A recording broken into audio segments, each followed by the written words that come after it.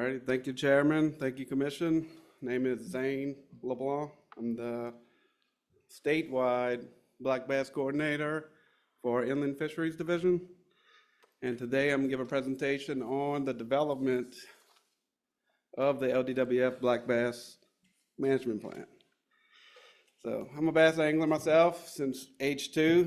I'm sure many of y'all have enjoyed fishing for bass over the years, basically born with the fishing pole. But when you bring out the term black bass, like a lot of people say, I never caught that kind of fish.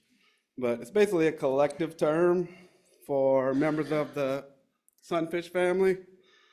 And currently 19 formally described species in this genus called Micropterus. So there's smallmouth bass, neosho bass, Coosa bass, Guadalupe bass.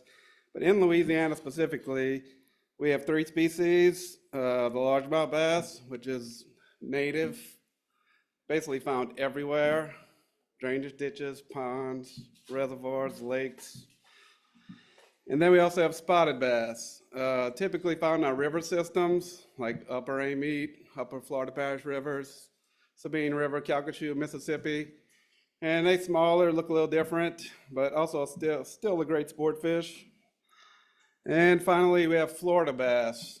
Wildlife and Fisheries has an extensive hatchery system, and we've stocked Florida bass in Louisiana since the 1980s. And the goal of that program is to increase the size potential, not to add fish, but introduce those genetics into the system. And that's just an example of me having a good time. Spotted bass, northern bass, potentially a Florida bass. So you may ask, why manage for black bass and why is it important? Bass have a high biological, recreational, and economic value to the state of Louisiana. As you can see here, biologically, they are apex predator. The health of the system, if you have a healthy bass population, likely you have good habitat, good forage, so it's a good indicator. And as far as recreational, bass are accessible to anybody. You don't have to live along the coast, all throughout the state, North Louisiana, South Louisiana. Ponds, you can walk to the neighborhood pond. When I was in high school, every evening I would drag my Piro over the Mississippi River levee and fish in Oxbow lakes. Named the fish. Basically, I caught them all. And as far as economic value, in 2021, LDWF, in cooperation with Southwick Associates, did a measurement of the statewide economic contributions from Louisiana's fisheries, wildlife, and boating resources. And compared to other species that were individually looked at, black bass provided the highest retail sales, also had the highest jobs, and great tax revenue, and contributed to the GDP. And you might ask, what is Wildlife and Fisheries doing as far as managing black bass? Have we been successful? Bassmaster magazine puts out a list each year of the 100 best bass lakes in the country. And fortunately, in 2025, we have 6 lakes that have made the Central Division, Bussy Break at the top, which 2 15-plus pound bass have broken our top 10 all-time bass records out of Bussy Break. And some other lakes like Toledo Bend, Caney Creek, which is doing very well with the resurgence of aquatic vegetation, and Lake Claiborne, and so on. So as part of the Black Bass Management Plan, we have several components we need to look at to be successful. Like it says here, effective black bass management requires a coordinated approach that addresses multiple key components. As a department, we focus our time on the research and population monitoring. We have 9 inland districts across Louisiana who's out there sampling spring and fall, doing habitat projects in the summer. We have hatchery trucks moving around the state all throughout the year. Obviously, habitat and water quality is important. And we have a big hatchery system that we use for strategic stocking and genetics. And with any management of a species, regulations and enforcement is very important. But a big component of the Black Bass Management Plan is to have public involvement at the highest level possible. So we have a great following of bass fishing all throughout the state. Many people, it basically affects their everyday life, and we want to hear their opinions and their goals for our management of black bass in the future. So this is my primary job responsibility as the black bass coordinator, is to develop a statewide, stakeholder-driven black bass management plan. And you can see my goal statement, which is develop a comprehensive written plan to identify, prioritize, and implement targeted strategies that protect, promote, and enhance black bass populations and angling opportunities for the benefit of the public. And some of the components: collaborative public-driven plan, working closely with our public constituents. We want action-oriented strategies where we can bring forth angler groups, the members of the public, to get them actively helping us in habitat projects and other things that Inland Fisheries does to manage our bass fisheries. Definitely need measurable improvements. I don't want to just be a salesman promising big things. We want to see a difference. And the plan will have a 10-year implementation timeline. And this is not an original idea. Several states have learned the importance of communicating directly with the public. As resource managers at the department, we are tasked with managing a resource for the benefit of our public constituents. And Arkansas has taken great strides in doing such. They developed a reservoir black bass management plan, and these are some focal areas that came out of their stakeholder-driven, also public angler-driven strategies. So they're looking at habitat improvements, building new boat ramps, conflicts between wake boaters and bass fishermen, lots of key components. So Jeremy Risley, they have a black bass coordinator, and Eric Nass, their black bass biologist. I've been in close communication with that group, along with Vic DeCenso. And also Florida, they had a really good plan. And Texas took a lot of, I guess, the notoriety, even though they're using Florida bass to grow these large trophies. 15 years ago, Florida was a great destination for black bass fishing. So their goal is to, once again, become the undisputed bass fishing capital of the world. So they, same thing, looking at regulation management, habitat, stocking, access issues. And a big component of all of these plans, I've looked at 20+ plans from different states, is education and outreach of the public. So at the end of the day, what I've learned is anglers want to do better. So if you provide them with the information they need to better care for bass, to be better stewards of the resource, they often do so. So what is the LDWF approach? The plan development process will start by engaging stakeholders and the public to identify their preferences, determine their needs, and generate ideas for the plan.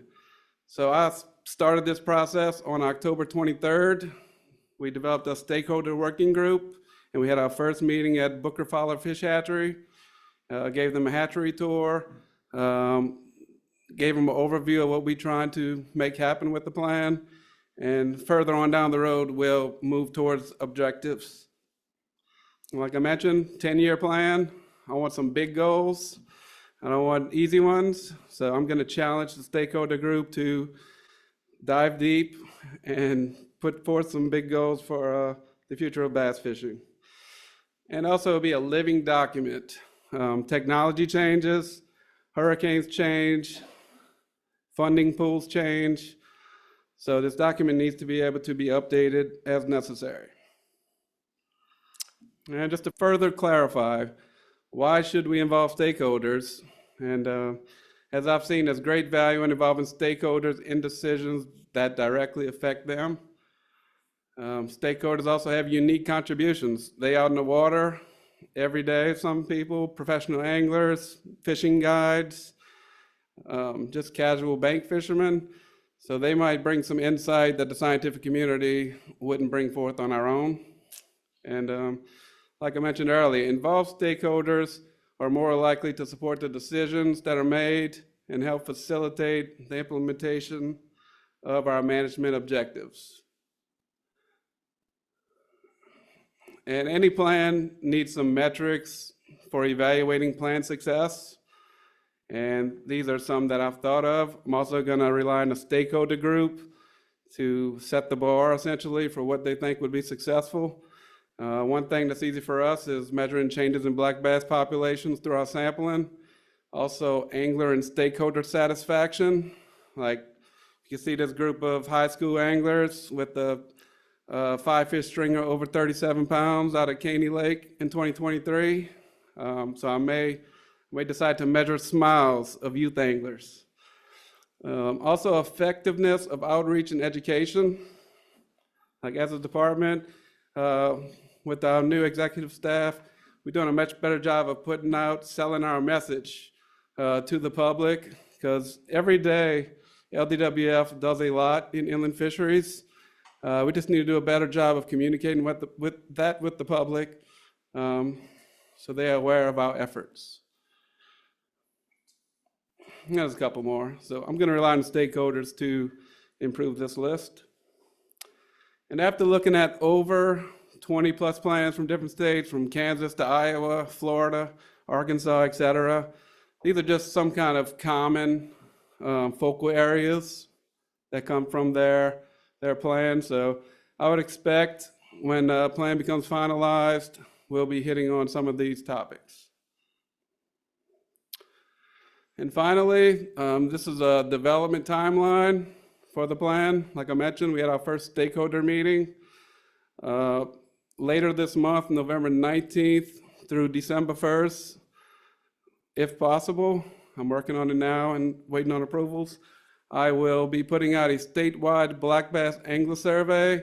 So any member of the public that's a resident of Louisiana will have an opportunity to share with us what they think the next 10 years of black bass management should look like. And then we'll have a follow-up meeting with the stakeholder group, let them know what the anglers thought. And then in 2026, we'll work to have a completed plan by June 30th. And then beginning on July 1st, we'll start the 10-year implementation period.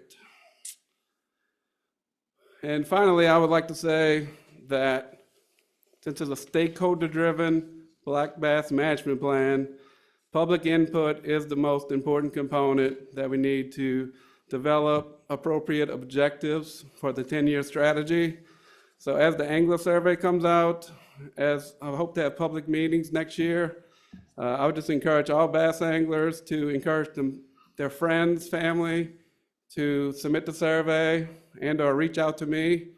My contact information's here. So basically, bass fishing for life, probably bass fishing until I die. I'm very excited about this initiative and glad to be called the Black Bass Coordinator. Thank you. Thank you very much. That was informative. I guess one of the questions I have is, what's the cost to accomplish the goal, or at least in the first few years, and what's the funding source?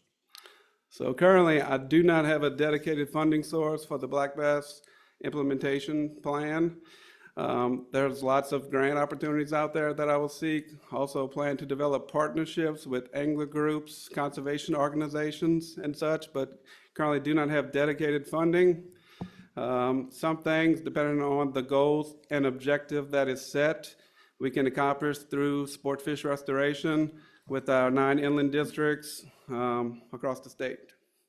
Okay, thank you. Does anyone else have any questions? Hey, Mr. Zane. Mr. Walker.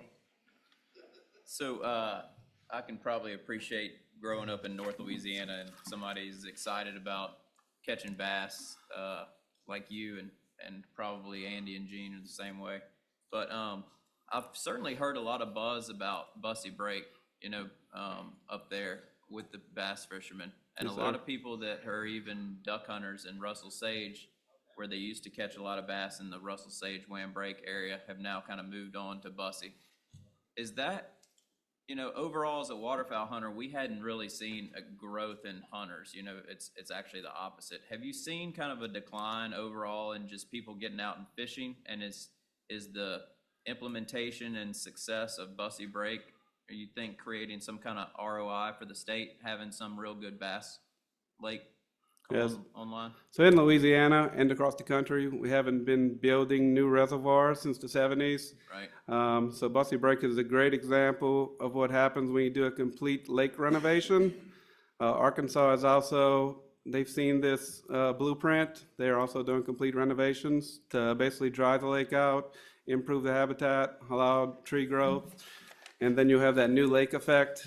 So we hadn't seen declines in anglers overall, but we do recognize the changes in habitats in these aging water bodies and are doing, collaborating with other states to find efforts to bring aquatic vegetation back, add woody structure, add rock structure. So hopefully we can improve things and/or some small places, if we can get the community to agree, pursue complete renovation similar to Bussy Break Reservoir. Great, thank you. Yep. Very good, thank you. Yep.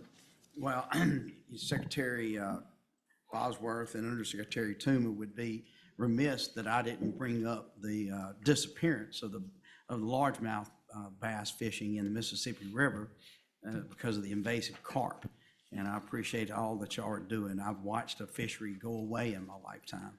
And it was a great fishery that generations of people enjoyed. And I appreciate what you're doing because we need to create other opportunities now. So thank you. Yep. And same thing, like from the bank fishermen, reservoirs, bass boats, like bass very accessible. So we want to represent all angling groups in this process. Very good, thank you, sir. Any other questions? None? Okay, so, and it's, there's no action on this item. Okay, thank you for the report.